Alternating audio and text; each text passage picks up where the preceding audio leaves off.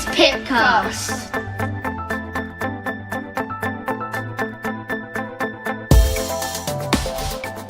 Hello, my name's Craig Griffiths. And I'm Justin Blackett.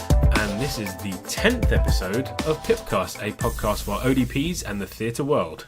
Welcome if you're a new listener, and if you've been listening to us before, welcome back. Yes, and for any students or prospective students that are listening in, this one is for you. Absolutely. This is our student episode. We have got a couple of people on the show, all to kind of give information to you guys, the students, about the careers you're getting into, the courses you're about to enter onto, and some tips and advice from current and past students alike. We'll have a panel discussion by myself and Justin together with a third-year student, Rosie Wragg, and a newly qualified practitioner, Alex Still. That'll be coming up next. And we'll also have a bit later an interview with Stacey, who's a newly qualified practitioner who had a rather interesting final placement in Nepal. Yeah, it's fantastic. And again, you can get in contact with us at any point. And if you've got any questions or queries, or you've got any content that you'd like us to see to explore in the future, then you can drop us an email at odppipcast@gmail.com. You can find us on Twitter at ODPPipcast. Or search Pipcast on Facebook and you will find our page. Give us a like. There's plenty of content on there that are what we've used and covered during the previous episodes.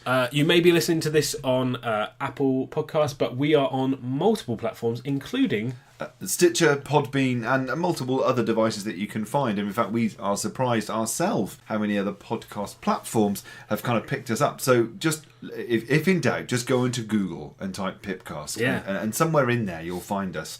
Even our show notes in a text-based file. So it's Absolutely. all there. It's all there. And to our American listeners, we're now on Google Play. Yes, absolutely. So, because we know that quite a few Americans are listening to us, so it's quite good. We're Sheffield Hallam ODP students, and this is PIPcast.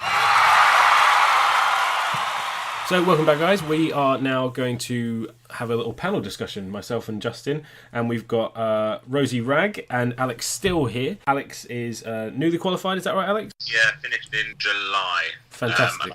Just started my first ODP job last Monday. Brilliant. And where did you study? I studied at Canterbury Christ Church. And was that the 2 or 3 year?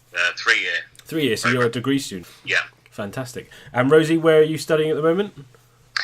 So I'm studying at Huddersfield University at the minute, and I just started my third year on Monday. Ah, fantastic. So you're both degree students, so we've got the next generation of ODPs on the line with us. Wow, Yeah. 3 years being an ODP, or a student ODP. That we look forward to hearing more about that. So we've got some questions that we've kind of picked out of the world of social media, and ultimately we're just going to have a conversation about what it is to be a student ODP and any useful tips that you kind of want to help the new generation of student ODPs coming through the ranks at university. The first thing we'll ask is, how did you guys find entering the world of the ODP? Had you both been in theatres before, or had you never experienced it before? I had done a year in theatre as a healthcare assistant before I started on the course. I'd never ever experienced it. I was looking at paramedic, but when I was going on university open days, and then I saw like ODP alongside it, and I thought that it sounded quite interesting, so I went away and researched it and decided that this is what I wanted to do. Okay, so Rosie, we'll just sit with you for a second. So how did you find that world of not having been in a healthcare job before to going into the world of theatres and the ODP? It was like I remember kind of like my first few weeks at uni, it was a lot like, oh my goodness me, what have I let myself in for here kind of thing. And then I remember getting into theatres in my first ever day at placement, and I was just like, I was a bit like a rabbit in the headlights kind of moment. I was a bit like, oh wow. But once I got used to it, I fell in love with it. I couldn't think of doing anything else now. And did you have that kind of wow moment that you thought, wow, how did I not know about this role? How did I know this didn't happen behind the scenes? Yeah, because a lot of like I've never had an operation, but a lot of my family members had, like my nana has and my stepdad and stuff, and I never no one ever mentioned this little like ODP person that was there, but yeah, so I was quite surprised that I'd never heard of it before. And Alex, you're from your point of view, having worked in theatres, what was the difference for you coming into it as an ODP rather than a healthcare? So I was seconded, so my placements were all in the same trust that I was a healthcare assistant in. Excellent. So I think just making sure you're not slipping back into that HCA role, not that you don't do bits of that as an ODP, but if you're on anaesthetics, focus on anaesthetics unless you've got some sort of downtime to grab bits for the scrub team, and don't get sucked back into being a HCA, I think. Craig and I can relate to that because both of us had previous experience working in operating theatres prior to starting our course, and so if they knew you were a HCA and were remotely useful, they were trying to explore those skills, wouldn't they? And so it's very easy to slip back into your old role. And so for our listeners, how does seconding work? What's all that about? They've actually stopped it now, the trust I trained at, but so it was open to everyone, which is unusual. I think most people normally work at the trust already. I did, so I applied. But it was open to everyone. It was on NHS jobs, and they took applications from anyone as long as you had the right things. And I was paid a healthcare assistant salary while I trained. Fantastic. Which, that's very helpful compared to other degree students. I think you're the envy or the hatred of most ODP students at the moment now, Alex. Unfortunately, you've set a target on your back. And Rosie, I guess you're currently still a student, so how have you, I guess you've had to go through student loans, etc. Yeah, so I've got the NHS bursary and then a student loan as well, although it's obviously the reduced one because of the bursary, but then I've still got a part-time job as well to keep me going. Just going back to kind of that role, what tips would you give new students or prospective students going into theatre from the first time to kind of help them settle? So for your point of view, Rosie, from someone who's never been in theatre before, what would be your kind of 3 tips for someone in their first few weeks about what to do? I would say to observe quite a lot, take note of what other people are doing, so that then you can maybe have a go at doing it all and stuff. Ask lots of questions. Nobody's gonna say anything bad to you if you ask questions, because it shows that you're interested and you want to learn, and take in as much as you can and just ask questions. I can't think of a third one. Don't worry, that's fine. They are top tips. How about you, Alex? What do you kind of think that your top tips would be? The first 3 top tips for any new person walking into theatres. Don't touch anything that's blue. Yes, including Smurfs. Again, ask lots of questions. Don't be afraid to sort of get involved to how you feel comfortable, and show an interest, I suppose. Don't just sit back in the corner or stand in the corner. Get involved and show an interest. Yeah, I think that's quite important. Mentors like to have. I certainly know as a mentor that I like to know that my students are interested in what you want to teach them, and actually you don't mind someone asking lots of questions, because it shows they have a keen interest in learning. The ones that kind of sit back, you want to invest time in people who want to invest time in their own study. So I think that's a very good point. So back to the financial side, we did have a question from one of the forums that came in, and someone was talking on about doing bank as a healthcare assistant while they were doing the course. Is that something that either of you has had access to? Alex, you've obviously been in the trust as a healthcare, and I know you were getting paid, but were you able to do extra shifts to top up your salary? I did the occasional bank shift. Yeah, you just need to remember what your role is. Yeah. And Rosie, have you done any extra work as a bank HCA, or has it been outside of the NHS? No, mine's outside of the NHS, but I know a couple of people in my year that have done it, and they said it was helpful, but again, you have to, it's that fine line of doing what you can do as a HCA and doing what we do on our course. You've got to have that bit where it says, actually, I can't do this because I'm doing my HCA role rather than the student ODP. And I guess that's a big problem, isn't it? Because as you get more and more comfortable in being a learner, and as you're more confident in the role of the ODP, actually you start trying to be a different role, like a HCA. There is a fine line, and it becomes more and more blurred as you get more confident being an ODP and less of a HCA or another role. So you are absolutely right. There's a very clear line. You've got to act within your role and the expectation that your employer has of you. With regards to the course itself, what did you guys find as the most challenging, let's say, academically, and also then practically? Let's go with Alex first. What did you find? Academically, the essays, to be honest, I've never been academic. I've always been more practical. Yeah. So essays have always been slightly tricky, I suppose. And then sort of in placement, the hospital I was at mainly didn't do general surgery or obstetrics, so I had to go elsewhere. Okay. And just, I was only there for 6 weeks, so adapting to how a different hospital works is quite tricky to do in such a short time. You know, I know other students do it, but yeah, I found it challenging. Yeah. I mean, it's a very practical job, and there is a lot of, especially with the degree now, there's a lot of theory behind it, isn't there? What about Rosie? What about you? What have you found challenging so far? Well, at my uni, I don't know if it's the same for everyone, but we do like interprofessional research module throughout the whole 3 years, and I found that really hard in my first year. I just felt like I didn't really have a clue what was going on, but it does kind of fit into place now in third year. Placement-wise, probably at first just getting used to everything and how everything worked, and then in second year it was just kind of getting used to a different environment because we go to a different placement every year, so we have 3 different placements in different trusts throughout our 3 years. That was quite different.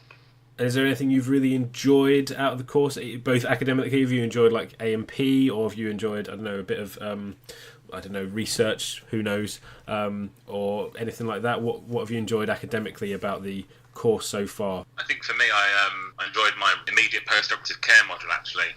The lecturer teaching on it was really sort of interesting and would ask some tricky questions, but engaged everyone, which you know, is what you want from a lecturer, isn't it?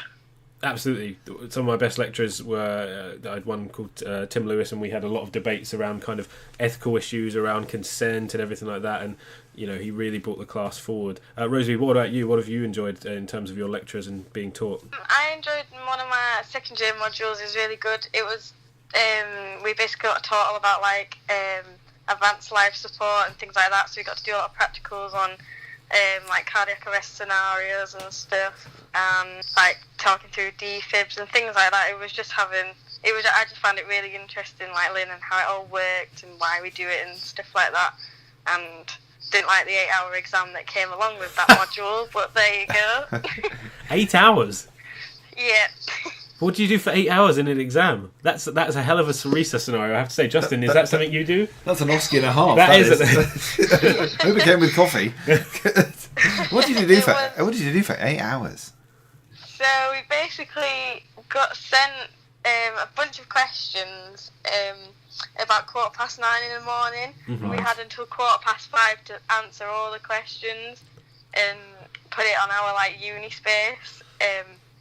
It was very, very long, probably the longest day of my life. But Wow. And they were all kind of resusci orientated.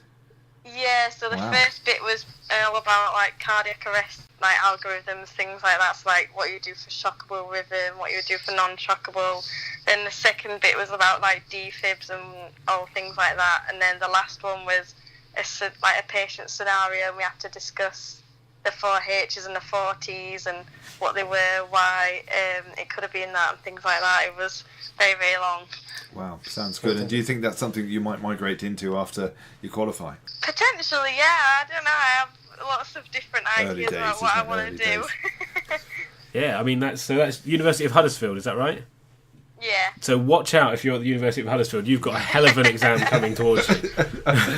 You heard it here first. Oh, goodness me. Yeah. Alex, did you have any terrible exams like that, or were yours all under 8 hours? They were all under 8 hours. Fantastic. Yeah. That's good. Oh dear. So a random question. Here I am. I'm going into placement. Hurrah! How do I sort out my shoes? How did you go about it? How do you sort out your theatre shoes? I've always ordered my own. Oh, okay. Okay. So what have you gone for? What's your kind of choice? I've had a pair of Crocs and I've got a pair of Skechers at the moment. Nice.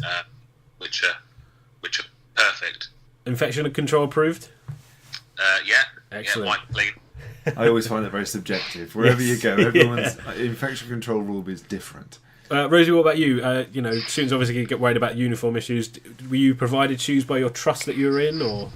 No, we got provided them by university. So when we first started, we had an email about it, and so they could ask us our size and stuff. So we get a new pair each year. Fantastic. That's good, isn't it? We've got some more questions kind of from Facebook and stuff like that. One's by Hannah Morgan, and that was just wondering there's any insight as to how placements worked, particularly if you're based quite far from the uni. I know that might not apply to you guys, but you might have friends who were. How do placements work where you are in terms of travel and things like that? With me, I think the other students on the course, a few had already worked in trusts already, and they were kind of placed back into where they'd come from. Yeah. Most of it, I think, was just a little bit random. Okay.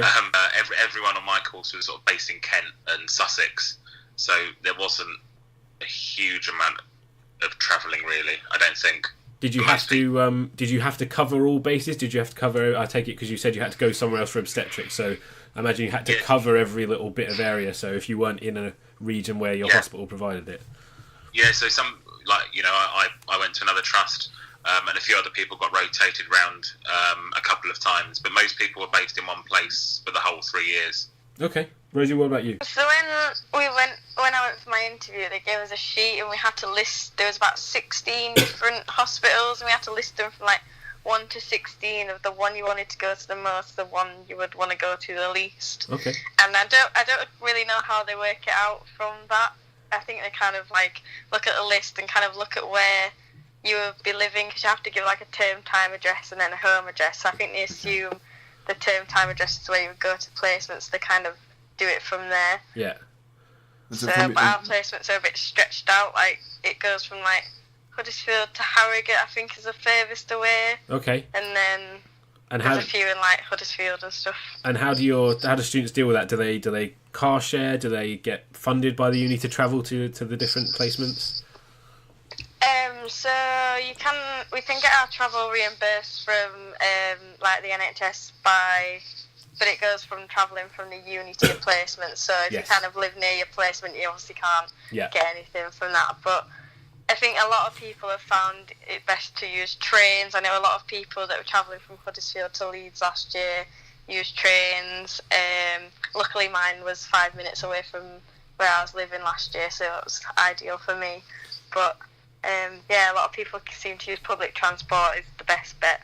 The placements themselves, how did your off-duty work around that? Did you have to shadow the normal standard day-to-day shifts that your mentor was doing, or was there stipulation from the university that you couldn't work for this specific amount of hours? How did it work in both your respective areas? So I just did 4 8 till 6s a week. Did a couple of weekends, but the trust I was at still did on-calls, so I would just do a normal 8 till 6 at weekends as well. As long as you did your 37.5 hours a week, it was all fine. As long as you weren't doing 18-hour days or something, Yeah. Rosie, what about you? So ours, we do 24 hours a week in practice. Okay. So we do the first year, I think we started about 5 weeks into our course into placement, and then the second and third year you alternate placement and university for the first weeks from September to December, and then you're in placement every week after that. Okay. So it kind of varies hours, but in first year they don't let us do weekends or night shifts, but then obviously in second year you kind of can do, they let us do that and stuff, which is a bit better. And do they block you into? So when I went to university, we did kind of 6 weeks of anaesthetics, then 6 weeks of scrub, and we might be in the same theatre for those 12 weeks. It might be one specialty, and we rotated around. We kind of had a partner that we would swap around with, essentially. Is that how it works with you guys, or is it a free-for-all? Do you go everywhere at all times? So we would do sort of a 5 or 6 week placement on anaesthetics, or a 5 or 6 weeks placement on scrub. That's how it works, and it could be plastics or hands or max fax. Rosie, what about you? So for me, it was different kind of every single week. So with ours, we sat down with our mentors at the beginning and kind of made a placement plan that we have in our professional development thing for our placements. Okay. And they basically kind of said do you want to have 2 weeks on anaesthetics, 2 weeks on scrub? They just kind of worked it around what you felt best, and towards the end of placement, they kind of just went on what you kind of need more on. So if you needed less on scrub, you did kind of less scrub. But I was in everything. So the one day I was seeing C-sections, the next day I was doing hip replacements, which I thought was really cool in my first year. Yeah, so it's different ways of learning, isn't it? So one obviously you're in a specialty and you stay with that, and you might learn kind of different ways of working in that specialty. And then Rosie's way is you're with a mentor who will kind of be in charge of you, which is nice to have that own. So they haven't that someone that has ownership of you, and they'll kind of usher you through that way. So you get to explore all these different things, but you've got that one person you can go to as a resource, as opposed to having lots of different people but being in one specialty. Have you guys found it fun so far? What are your main tips for kind of going into placement and meeting mentors? Going positive, even if it's a speciality you're not too sure about or whatever.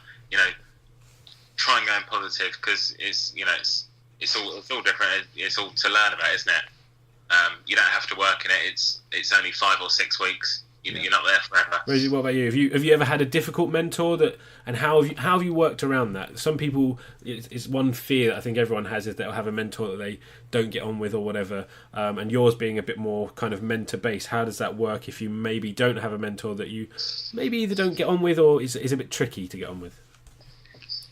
So I can speak of this firsthand, because I didn't have for the best start of my first year with mentors. There was a lot of kind of disorganisation and stuff. So for the first 8 weeks of my placement, I didn't have a scrub mentor and stuff. It was all a bit of a mess, to be honest. How did you manage that? Because any placement is difficult, and you always seem to be removed from a comfortable zone into a brand new placement. And if you've not got a mentor there, how do you deal with it? I did find it quite difficult, because it was a bit, I didn't really know what to do kind of thing at first. I was like, well, who am I supposed to work with when I'm on scrub and things like that? So I spoke to my anaesthetic mentor, and then because our practice education facilitator person was in our actual theatres all of the time. Yeah. So it was a lot easier to get hold of them rather than some places where they're not there all the time. Yeah. So I went and spoke to them and stuff, and we kind of sorted out a way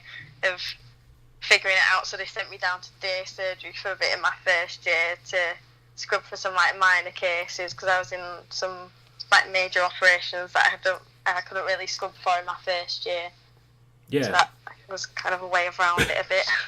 So there are people there that, I think that's in every department, because your situation won't be new. It won't be. No. You won't be the first, and you won't be the last. No. But just to know that, if you look around, there will always be someone, or you can go to your old mentors, and generally they will be quite helpful. It might just be that the person you're meant to be with is just a different personality, or maybe hasn't got to know you, or has had a bad experience with a past student. And it can be just a simple personality clash, so it's not the end of the world. It's just sort of, like you said, getting through it. What about you, Alex? Have you had a bad experience with a mentor, or any particularly good experience? No, I've always been quite lucky. I had a really good mentor in anaesthetics who basically gave me, I had her sort of all the way through for anaesthetics, to be honest, her and then another guy, and they gave me all the confidence I've got now, really, I suppose, our anaesthetics. It all just kind of slotted into place. Yeah. Working with those two, they both work quite differently, but they're probably two of the best mentors I've had. What makes a good mentor? Here I am listening as a student ODP, or about to come into becoming a student ODP. What should I expect of my mentor? What really makes a good old mentor? In first year, you kind of want someone that's there to almost hold your hand, I suppose, but let you do things as you feel more confident. Yeah. And as time progresses, you want someone that's able to stand back and let you get on with as much as you can. So, in third year, for example, my mentor basically stood in the corner of the anaesthetic bay. She'd check the patient in with me and the anaesthetist, and then sort of step back and let me get on with it. She would always put some flow boots on or some heel gels. She just couldn't help herself.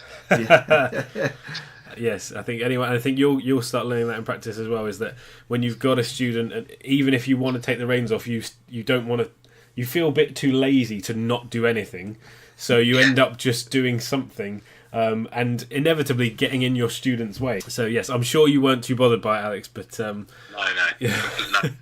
So how about you, Rosie? Rosie, you've had some bad experiences, but to showcase some of the good mentors that you've had, what qualities have really shone through the 2.5 years that you've kind of been involved? Having first year experience wasn't the greatest. I kind of left feeling not very confident in myself, kind of thing. But then when I went to my second placement, I got probably the best mentor I could have ever had.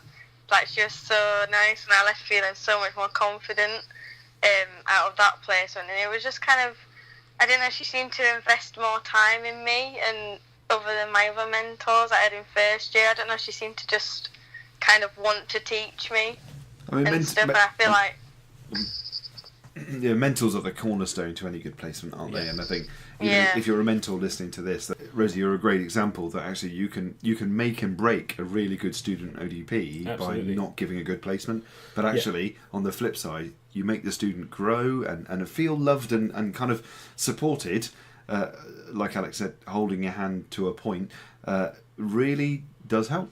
Yeah, and it's interesting that can influence the decisions they make later on. I know I've had a student in the past who really didn't want to do scrub in a job, and part of it was just a very bad experience with their previous mentor. So my job was to get around that, is to give her at least a good experience, so that if she was choosing not to do scrub, it wasn't because of a bad experience with the mentor, it was because actually she preferred anaesthetics to scrub in general. Just out of interest, one question that came up on one of the forums from Gemma Hale was asking about the difference between the 2-year diploma and the 3rd-year degree.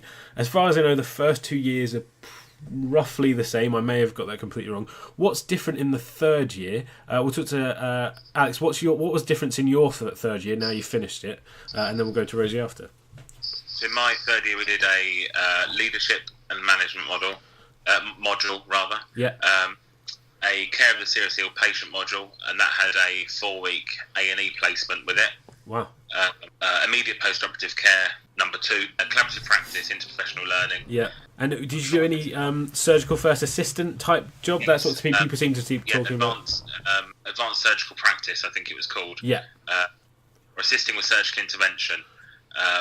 So that was sort of retracting, superficial skin retraction and things like that. I think this year, the 2017 programme, they've started the surgical first assistant module in it as well. So a bit more advanced. So that'll be things like holding laparoscopic cameras, I think a bit more invasive retracting and suture cutting and everything like that. And I know the Sheffield Hallam University, they are exploring the research module, aren't they? And how to write a good paper, which is so important for us as a profession to be out there a lot more. Rosie, what about you? What are you getting in your 3rd year that we didn't get in our lack of 3rd year? I'm doing a leadership and management module as well. I'm doing a development of advanced perioperative practice for the operating department practitioner. Yeah. So that's very long title for a start. Hey, it takes up all your words for your essay at least. Yeah, so that one, like this year we get to choose what we want to do our work about. So this one we have to do a proposal for an article for a journal and then write the article, but we can choose what we want to do it on, which is quite nice because I like the free reign rather than telling me what to write about. I think that's a lot better. How not to spend 8 hours learning about resus. Then we've got our research, it's called Research 3 this year to go on with 3rd year, and that's where we're doing a 3,000 word research project. Fantastic. So I'm doing a literature review for mine. Oh, on anything in particular? Yes, I'm doing it on it's stress and anxiety in pre-op patients, so how techniques that can help to reduce that and which ones are the most effective. Fantastic. Well, if you've got Rosie on Twitter, anyone who's got any information on that, please send it her way. She's got 3,000 words to write. They will share their Twitter pages and their handles at the end of the interview.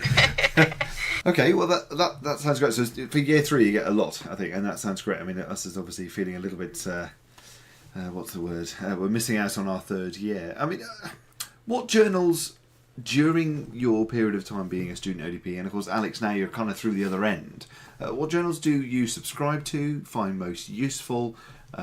Where should I point my browser and my money at times, journals that will help me along my way? So I've subscribed to AFPP, so obviously get their journal, and I have to say I quite like podcasts. Oh. Well, you're in the right place. Yeah. Now you feature. I can tell you one, Alex. That's very good. Is it called PIPcast? Perfect. Oh, there you've got it already. Plug. Fantastic. Nice plug. So yeah, Resus Room's quite a nice one. Yes. Yeah, we're a big fan of that because it's recorded here in Bristol as well. So it's 2 good podcasts from Bristol. Excellent. And St Emlyn's do some good stuff as well. And some of the Smack podcasts are pretty good. Yes, Tony Joe, we did our Smack conference episode. I am a big fan of Smack and the conferences and the YouTube videos they've got as well. Rosie, what about you? What are you reading through? Obviously, you've got your literature review coming up, so you must be stacked up with journals coming out your eyeballs. Yeah, I've not kind of started looking yet, really. I probably should, but I've been enjoying my summer too much. Have you been advised any journals or books or particular publications by your university? But I do look at the AFPP one and stuff like that, so I do kind of read stuff. We have access to like the Open Athens with our university, so we can find loads of stuff on there as well. And I mean, don't worry, Rosie, because I mean, we've heard from other students, and obviously you would have heard on the PIPcast at Sheffield Hallam, is that one of the biggest things that students have is, where do I go? Where is this signpost? Because you get to hear about organisations that kind of champion, we are the representation of ODPs, but where do I go to find out more information? And we know AFPP have got a fantastic resource, but there is other stuff out there that is useful. On that subject, what do you guys know about our representative bodies as students? Have you been introduced to the CODP or AFPP, obviously, but the CODP? Do you know about those? And have you been have your universities pushed getting involved with those organisations? Yeah, we were told about it. To be honest, I struggled to find the information doesn't seem to be that available online. It kind of takes you to Unison and then one page, from what I remember. Yes. But it's it's something I need to look into, to be honest. Now I'm on my own. No, I mean, it must be a very daunting feeling coming through the other end, being on your own. But I think you're right. I think lots of people share that experience with the college. Yeah. Well, AFPP came one of the sort of, I think, is it SIG lead? I think. Okay. Yeah. Specialist interest group. Yeah. Came and spoke to us. Rosie, what about you? Yeah, so we had someone from AFPP come in to us in first year and kind of tell us what it was about and things like that, and like pointed us to the website and how if we wanted to kind of like get involved with that, but they didn't really kind of tell us a lot. Like it was a bit kind of like, well, this is it. That like they gave us about 2 sentences and that was it, and I was a bit like, oh, okay. Okay, and what about from the college? Anyone come from there? No, they just uni just gave us like a bit of a PowerPoint presentation about that. But again, it wasn't like much about it. Okay. And HCPC, I mean, what have you learned about that during your time as a student? So in third year we had a couple of sort of, or even in first year actually, we had lectures about the role of the HCPC and code of practices for students. Okay. And then again in third year we had the sort of the talks about standards of proficiency and things, and going through applying for registration, but no one from the HCPC. Rosie, what about yourself? I mean, have you been introduced to the role of the HCPC in our world as an ODP? Yeah, we got talked through all of like the codes of conduct and things like that when we first started in first year, and they put like copies for us online and things like that so that we could always refer back to it when we needed to, and they encourage us to use it in our assignments and things. So I know a lot, in one of them in my second year we used it quite a lot in our work, and then I think we have some kind of like registration kind of things coming up in third year as well on how to do that. Okay, so it's kind of integral to your course then that the code of conduct and the HCPC is being put through the whole time, which is good. We have to follow it, so absolutely, might as well learn about it. And it is a cornerstone to our profession. We've come a long way, and to actually be officially registered is important. Of course, now we're AHPs, which is kind of the next chapter.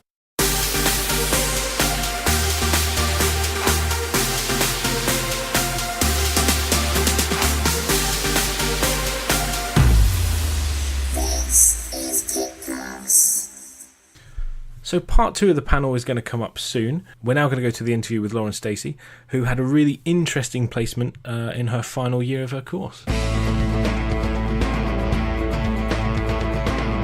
Hi, I'm Tony Jeremy, and this is PIPcast. Okay, so now on the show, we're going to have a chat to Lauren Stacey, who is a Cardiff University student, the university I went to, and we're talking to her because she had a rather interesting final placement in Nepal, if I recall. Is that all right, Lauren? I did, yeah, that's correct. So how do you go about getting a placement in Nepal? Now, when I was at Cardiff, I remember they offered, or there was talk about offering the potential to do a placement outside of the normal sort of Cardiff University placement. So is that how it came about? Yeah, so, I mean, we were quite lucky in that we were given the opportunity, if we wanted to do our final elective overseas. And I thought, well, now is the best opportunity to do it. So I went ahead and started organising things around about my second year, I believe. Yeah. So after that, well, I mean, first of all, how the process started was that I didn't have any sort of country in mind, but I knew I wanted to do something overseas. Yeah. So I literally typed into Google healthcare elective placements, and it was as simple as that. And the first link that came up was for an organisation called Work the World. Okay. So I thought, okay, cool, clicked on it, and they offered electives for physiotherapists, radiographers, nurses, med students. No sign of ODPs on there. Okay. So I thought, we're used to that, what's the harm in messaging them, asking if there is something available for us as ODPs. Yeah. And lo and behold, they got back to me within half an hour. They gave me a ring, and they said, yeah, we can offer elective placements for ODPs. I thought, wow, okay, it's as simple as that. I thought it'd be, a really difficult process, but it was literally as simple as that. That's fantastic. So did you had to go and actively find it? So I take it, because some people have affiliate schools, so Cardiff didn't have an affiliate school or placement set up for you to go to. You had to source this out yourself. So it was, you can do it as long as you do the legwork for it. Is that right?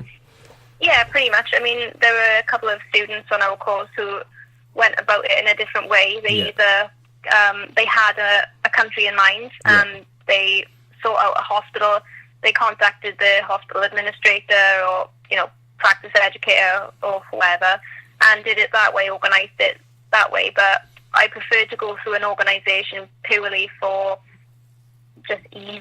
Yeah. It was just a lot easier to go through an organisation. But I did do a lot of research prior, so I checked out other organisations, and there are quite a few out there, and it is important to do your research prior to going out to see which organisation is the best one to go with.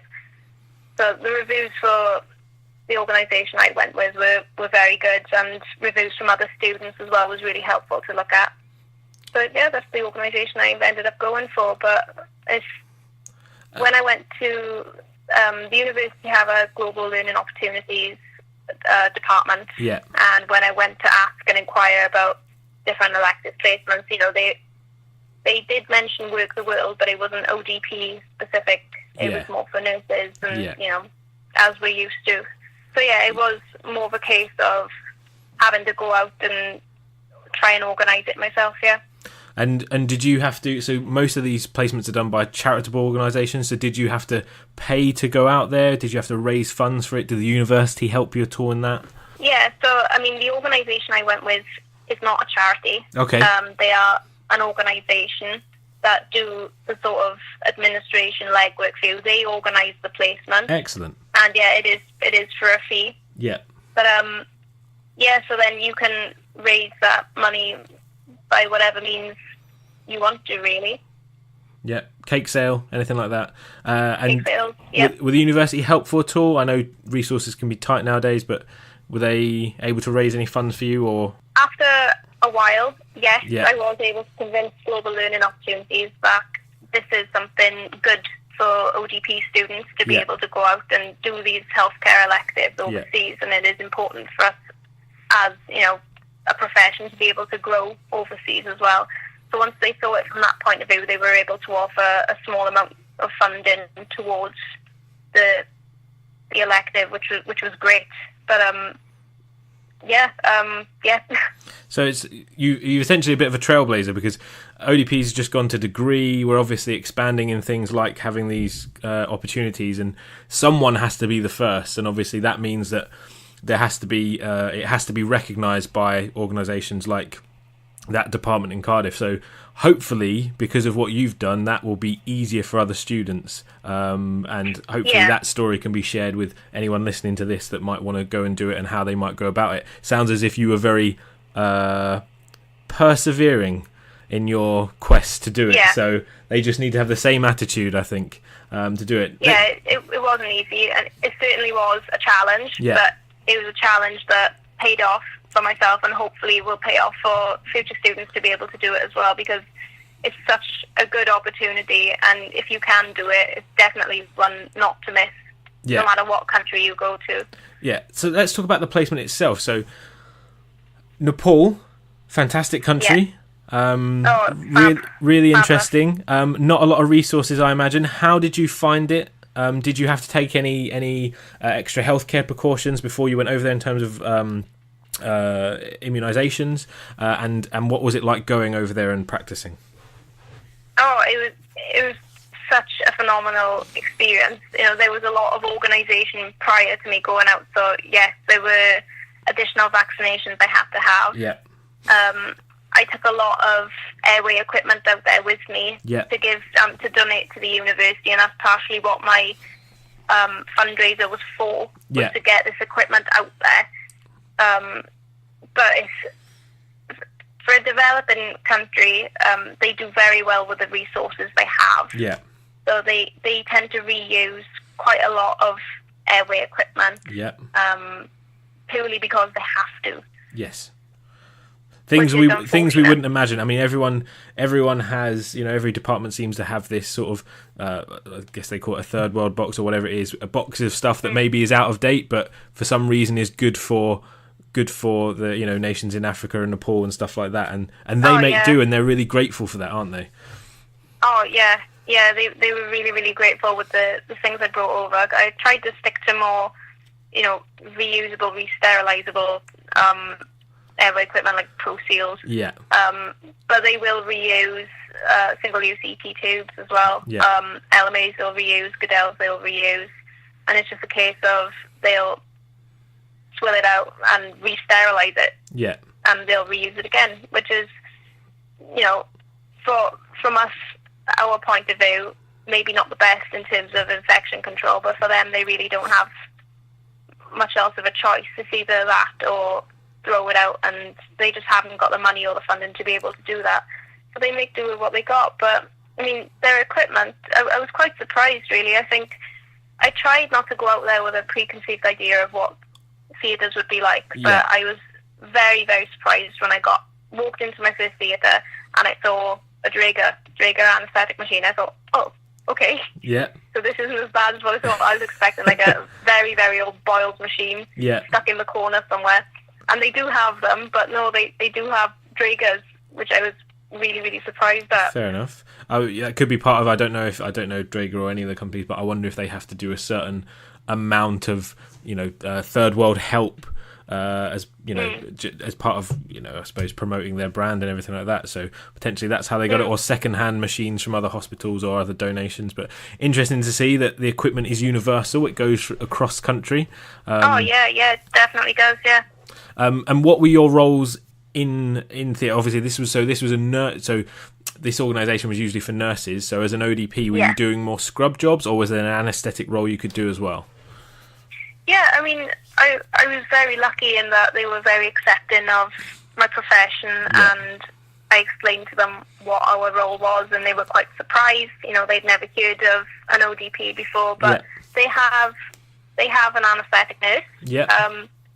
They go between two different theatres, so rather than being allocated one, they're allocated two, and they run between them both, which is a bit difficult for them, but they're so used to it now that it's second nature to them. But I think I did anaesthetics for 1 week. Yeah. I did scrub for 2 weeks, and then I was in the emergency department there for my final week. I was only out there a month, and the exposure I had in just those 4 weeks alone was incredible. I was very lucky to have a really good team out there that really looked after me and really took me under their wing, and I was able to assist with airways. I was able to scrub for cases. You have to be careful in that I was purely there to observe. I wasn't there to practice. Okay. They did let me do certain things, and I would only do them if I was happy to do them. Yeah.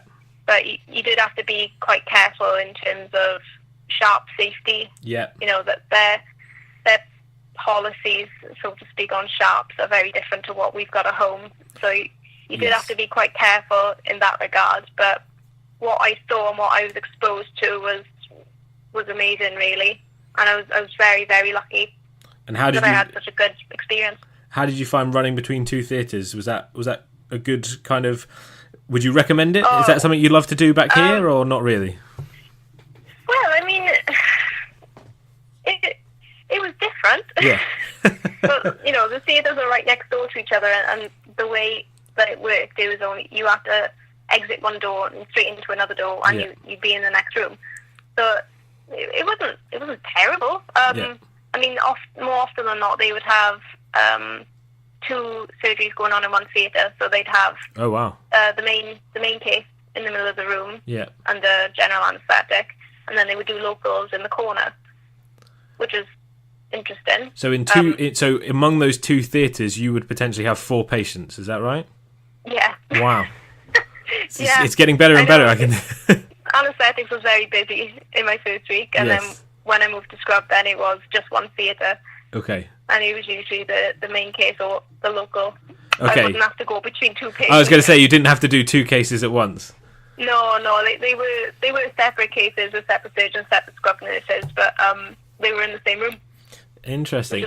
And do they observe things like the WHO safety checklist, or is it not necessarily part of their practice? Okay. No, unfortunately not. It isn't part of their practice, no. Their culture out there, though, is very different in that all the team work together, and there's a hierarchy, yes, but it's not so obvious. Yeah. So the anaesthetist is more than happy to open up a suture for the scrub nurse. Okay. The surgeon will more than happily mop the floor after a case. Interesting. There's a lot more of a team dynamic I observed out there than there sometimes is over here. But no, they didn't utilise the WHO checklist. Wow. I'm not sure if it's such a thing out there. No. A QI project for a student who wants to go out there, I think. But did you take anything away from the theatre side? We'll go on to the A&E bit in a minute, but from the theatre side, could you take anything away from there that you would bring back to practice, or perhaps just lessons that you learned that you would try and avoid in practice? What did you get from it? I definitely like the idea of the team dynamic there. I mean, it seemed that it wasn't everyone was sort of like. I know this sounds cheesy, but it was almost like a family. They weren't afraid to call each other by their first name, and there wasn't much urgency. Yeah, they were all working. The time, like you see over here. So if the surgeon needed something, he was more than happy to wait 5 minutes. For it to arrive. And sometimes they'd be in theatre. There'd be all the nurses would have just gone, and that wasn't a problem. He would just call out for a nurse, and he'll more than happily just wait. Yeah. And that's how it was. I thought, this is so bizarre, because back home, if everyone just left theatre, the surgeon would be flipping. Yeah. So, that was really interesting to see. And in that respect, do you feel like your patients were cared for just as well, with just that same kind of care, or was it different, or what was different about that? Patient care out there was again slightly different in that there's a stigma behind, especially patients going under local anaesthetic, where they're very reluctant to sort of call out in pain. Oh, okay. So if a patient is in pain, they usually hold it in, and they don't shout or scream. It's that sort of culture, which was strange to observe. I mean, I went down to the labour ward. I was lucky enough to see a baby being born. Yeah. The mother did not call out, cry. She was literally just took it, and I thought, wow, fair play to her. I'd be screaming my head off. So again, it's that sort of culture. The patients are obviously cared for, and they're cared for very well with the resources that the healthcare professionals have out there. but there is this sort of stigma as well where they can't call out in pain. That was quite bizarre to see. Yeah, but that's interesting because we get that there is definitely that culture aspect. You have that with patients that are here in different cultures. They'll tend to have different pain scores. They'll tend to react differently. So it's not something we don't see here because we're a very multicultural society. But obviously, being surrounded by essentially one culture, I imagine, because you would have been the outsider looking in once, it must have been really strange. And I suppose, have you lost sympathy for patients back home now who are in pain after seeing that woman give birth? No.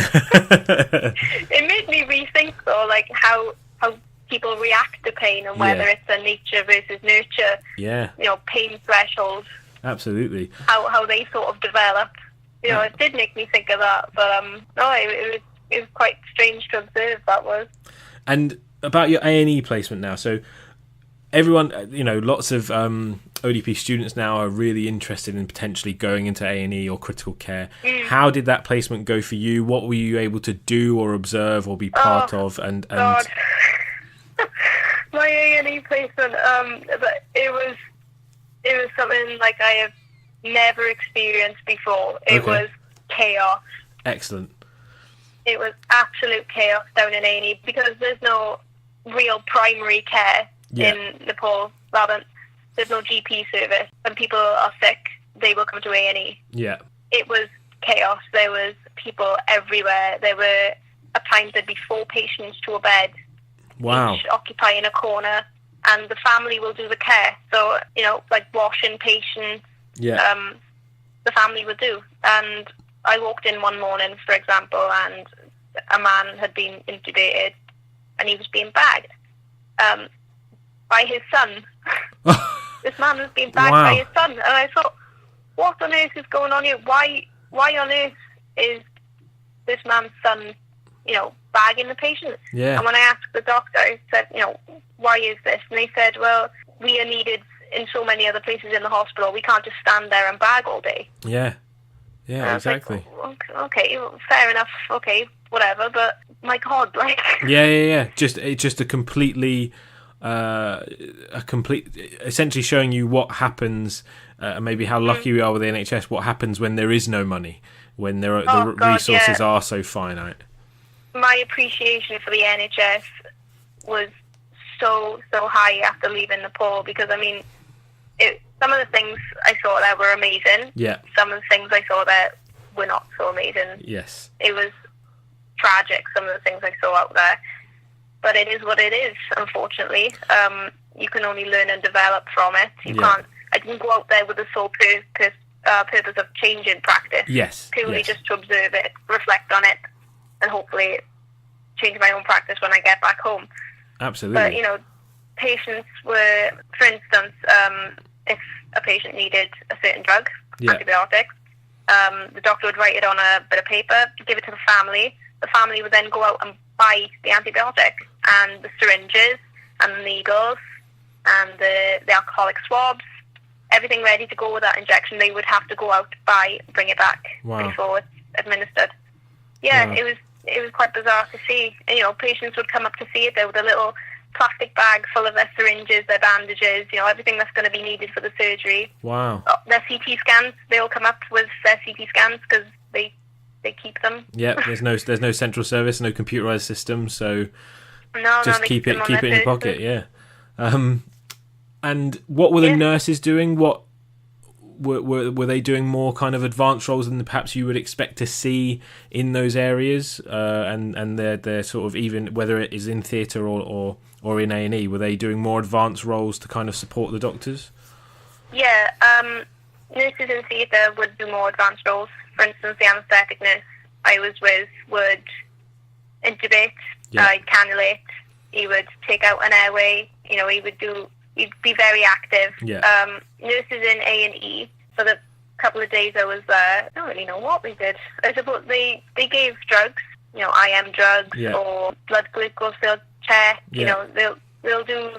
Still do the same job. It wouldn't be as advanced, I suppose. Would they triage patients to escalate which ones need to see a doctor and which ones perhaps don't? Yeah, so it would be set up green area, orange area, red area. Yeah. So I suppose your majors, your minors, your recess. Yeah. That's sort of how they worked it. Fair enough. But again, it was no real boundaries. It was chaos. Yes. The doctors would come around in the morning and do a sort of ward round. Yeah. If they could, because, I mean, there was a lot of doctors, there were a lot of patients, and there were a lot of patients' family. The majority of the people in there were patients' family. Right. So it was hard to move around sometimes, and it was very, very warm in there. Yeah, absolutely. I bet it was. And with regards to your placement, did you have, obviously Nepal speak a different language and different culture, did you have an English-speaking sort of mentor or supervisor? How did that work? No, not really. We were taught Nepalese, and we would have 2 language lessons a week. Yeah. So, and they would predominantly focus on healthcare language. Yeah. So we were taught phrases and words that we would use a lot in hospital, which was great. Yeah. The doctors would tend to speak more English than the nurses. Okay.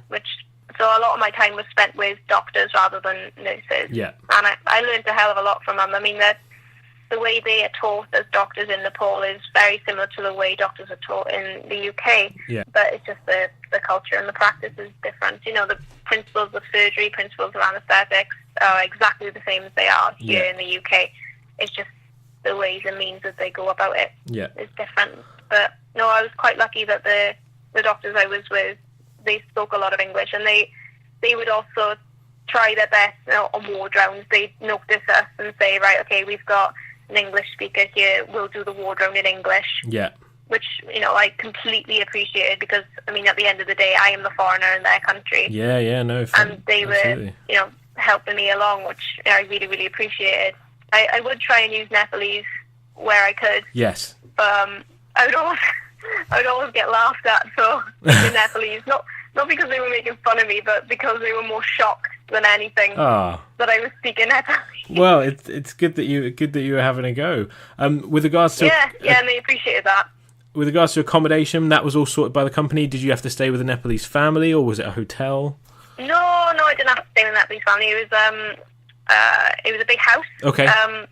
24-hour security guard that had been set up by the organisation. Oh, fantastic. And I was staying with 20 other students, some qualified, some not. Excellent. Whole different mix of specialities and professions. So we had radiographers there, we had pharmacists, we had 2 of us ODPs, we had nurses, med students. So it was a good mix of people, really. And, you know, we all had a fab time, and we all, at the end of every day, because we weren't all in the same placements, we were all in different placements. Some were in different hospitals. We'd all come home and reflect on our day and tell each other stories, and we would just sort of bounce off each other, which was, you know, really, really good. Outstanding. And did you get any downtime to go and see the sites, as it were? Yeah, so every weekend we would go out. What I only found out when I got out there was that the Nepalese only have one day off. They have a Saturday off. Oh, wow. And they all work Sunday, which was really, really strange. Yeah. Because I came in on a Monday and they said, "Where were you yesterday?" And I was like, "What do you mean? It was the weekend."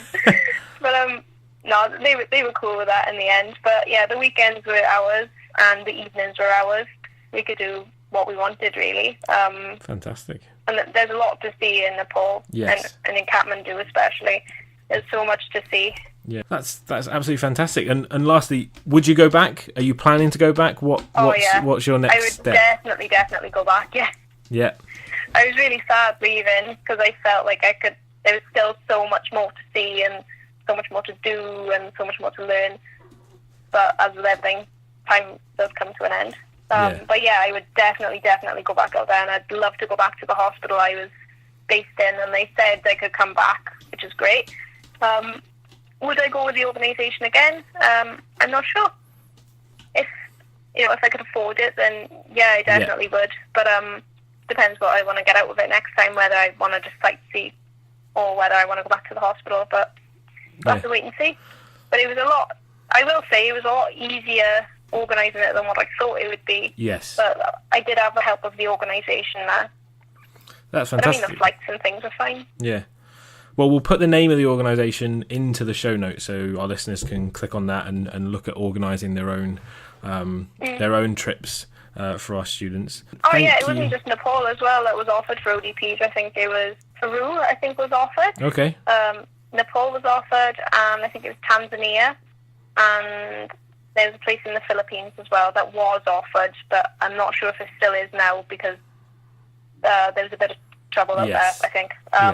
So they took that off for a while. I'm not sure if it's back on, but it isn't just Nepal. There is a lot of other places they support ODPs in, which is fab.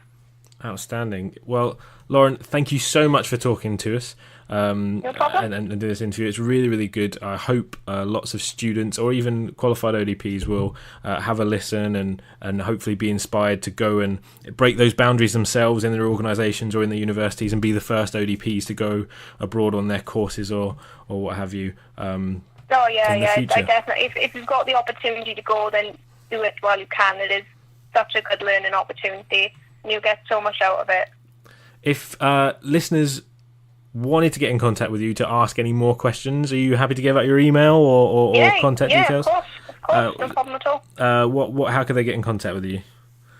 Either by email, Facebook. I'm on Facebook as well. Okay. So my email is lauren.stacey123@hotmail.co.uk. Fantastic. And my Facebook name is Lauren Stacey, which I'm sure you'll tag me in on the we'll tag you in. Anyway. Yeah. If anyone's got any questions, they're more than happy to ask me. I'm fine.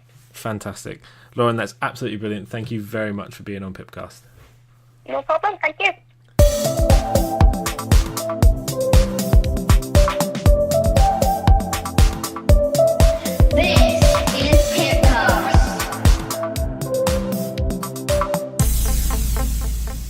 Well, that was a fantastic interview from Lauren.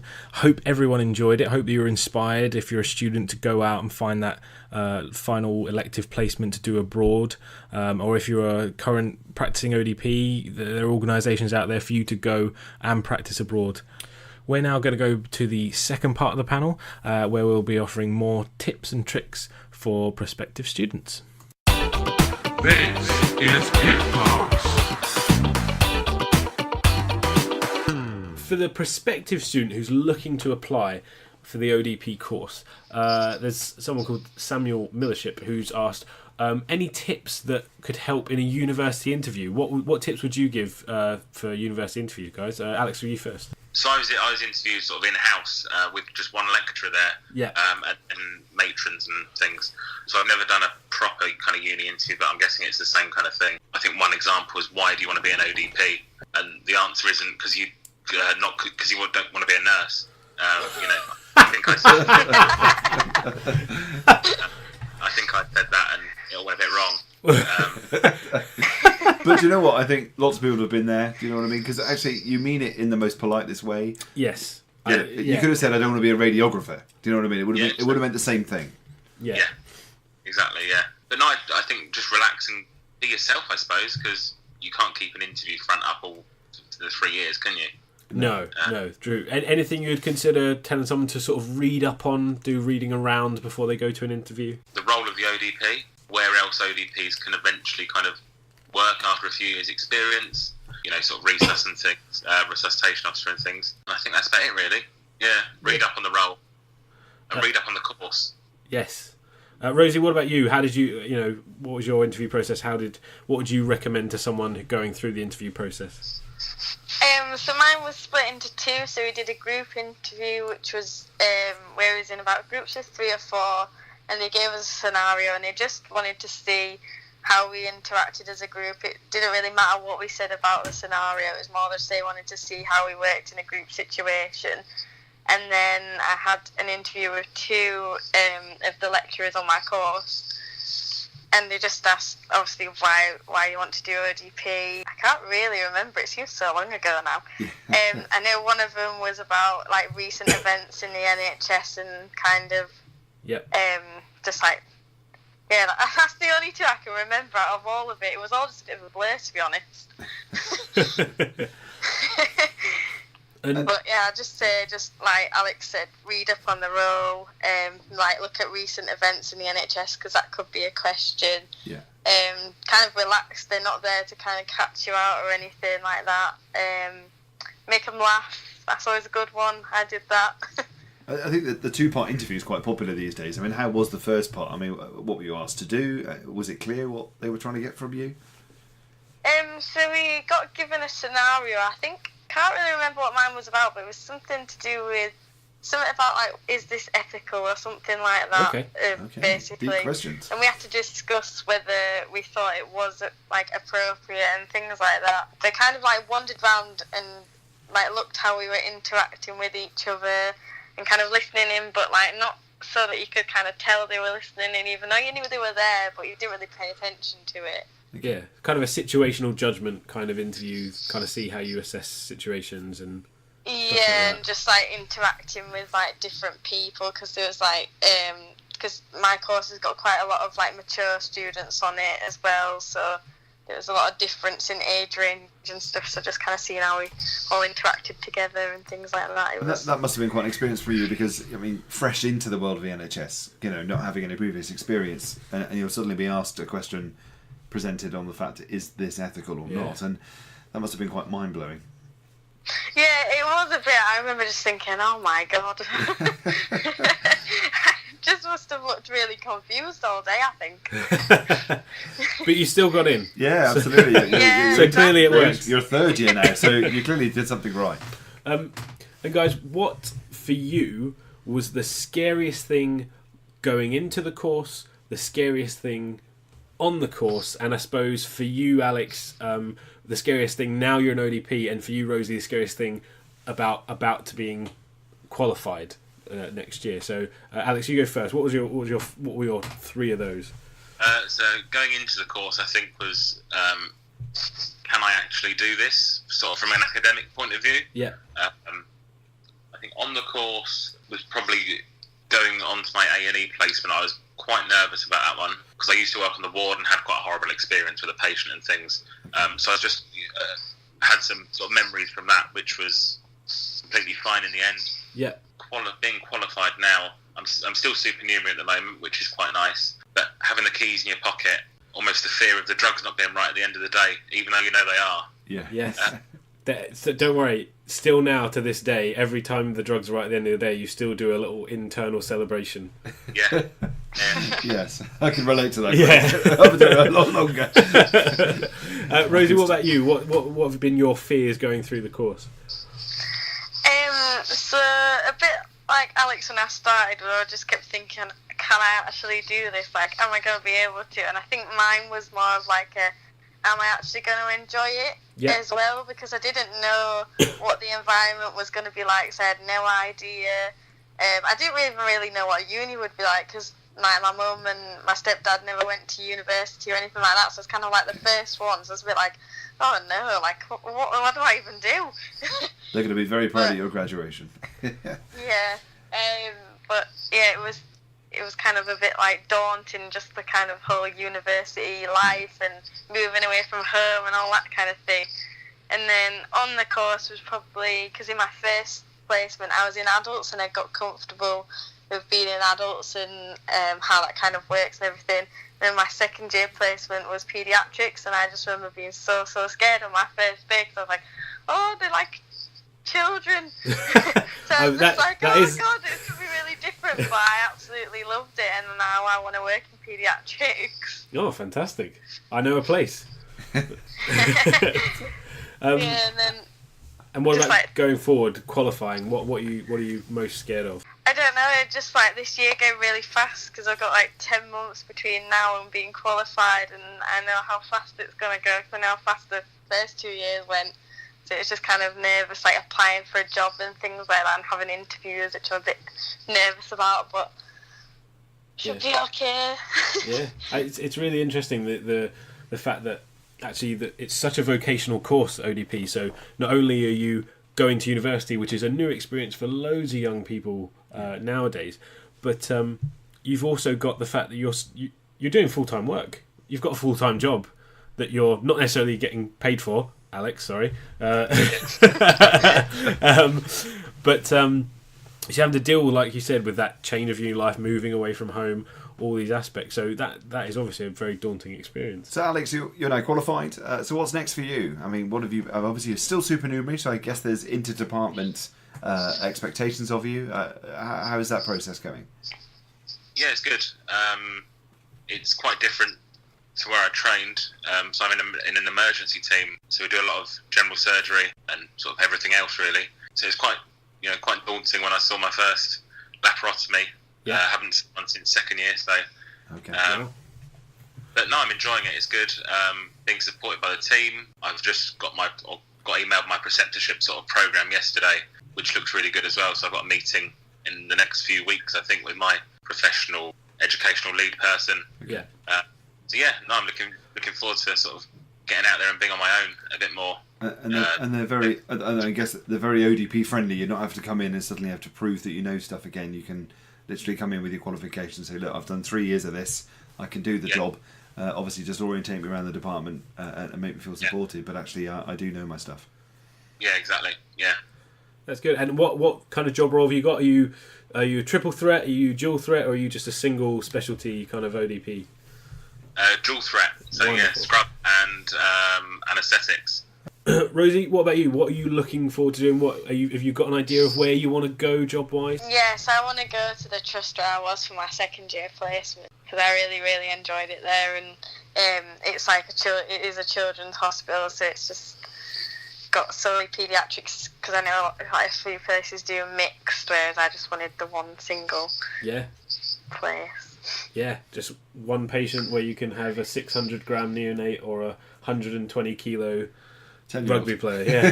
That's what I like about paediatrics is the variety of people you get. Like my second year, we had a baby that was born at like 27 weeks. Yeah. And then the next day, I had like a 16-year-old who was like taller than me, and I was like, oh wow. Well, you're speaking to the converted, both Craig and I, at some point, big paediatrics and speciality. Yeah. Are you looking to do both scrub anaesthetics and recovery as well, or just one or two? No, just scrubbing anaesthetics. I'm not really a recovery person. You never know till you try it.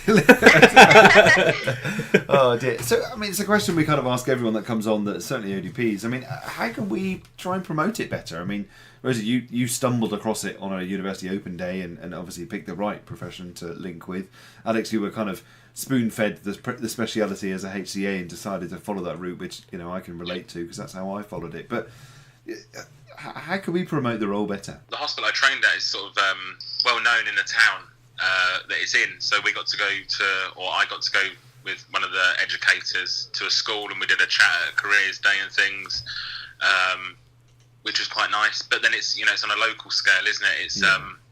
It's kind of not on a national scale. I think just getting into the media a bit more, I suppose, or TV programs or whatever, and just letting people know about it. And I'll always introduce myself as an ODP to patients. Yeah. And if they ask what it is, I'll tell them what it is. I think that's the first danger, isn't it? If we stop calling ourselves ODP and calling us something else, theatre practitioner or whatever. I mean, that might be what's on our contract, but my heart is I'm an ODP, and if we stop using that term, then it all disappears. How about you, Rosie? How do you think we can promote the role better? Because obviously I'd never heard of it, but I think like going into like colleges and schools and things like that to kind of like locally to kind of promote it better, and then obviously like Alex said, getting into the like media. Like I know I see lots of stuff on like Twitter and stuff that I think's like, oh, that's quite good, and I wouldn't have known about that if I didn't like have Twitter and things like that.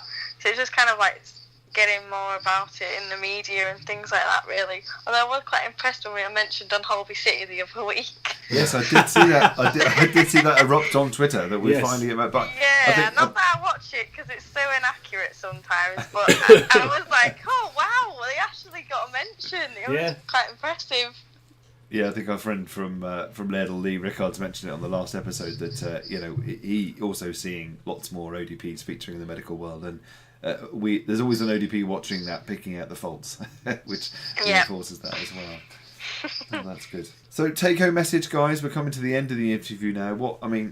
Individually, you tell us.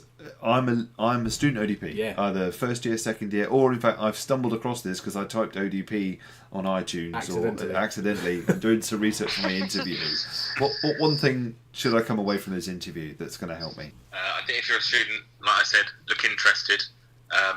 and have some tape and some scissors in your pocket. We'll start the debate of tape in pockets on the next episode. Yes. Rosie, what about you? Just ask loads of questions, be enthusiastic, do do reading at home as well, like look up procedures and things like that. Yeah. And just enjoy it. It's a crazy adventure.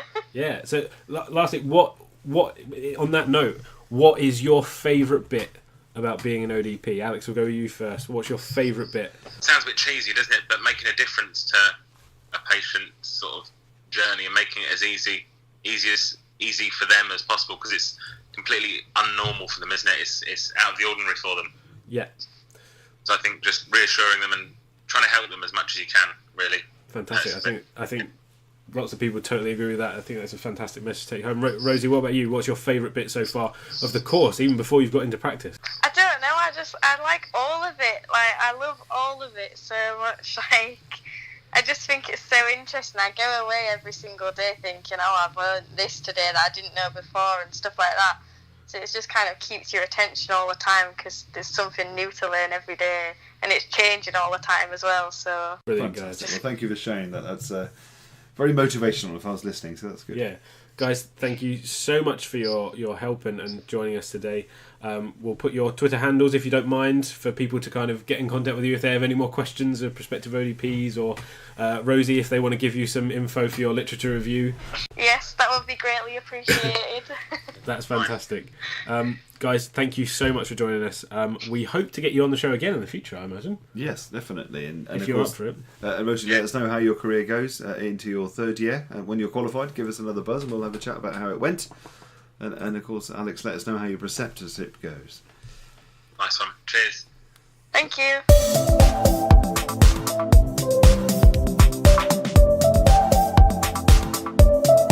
This is PIPcast.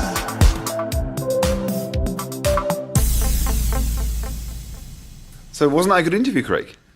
Yes. Yeah, I think it was very useful. I think we got some really good content from that interview. I think being a student ODP is a crazy world, and I think trying to grab some information that will be helpful as you go through the next 3 years or 2 years, depending on the course, is invaluable. Absolutely. If you've enjoyed the things that you've heard today, please get in touch with us.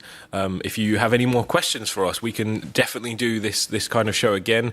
We were looking at maybe doing a live show, either on Facebook Live or Google Hangout. If that's something you'd be interested in, as either being a part of or kind of listening into, please get in touch.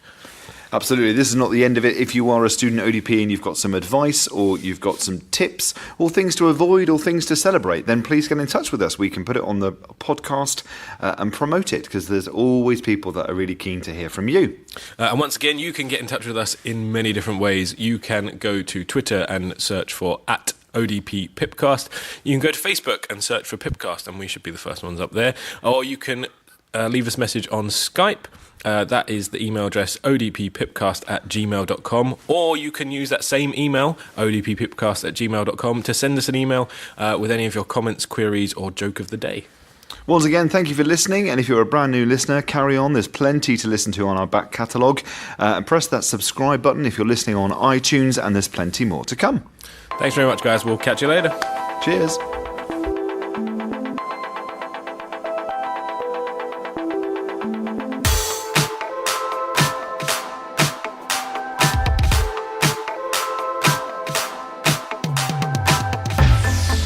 This is PIPcast.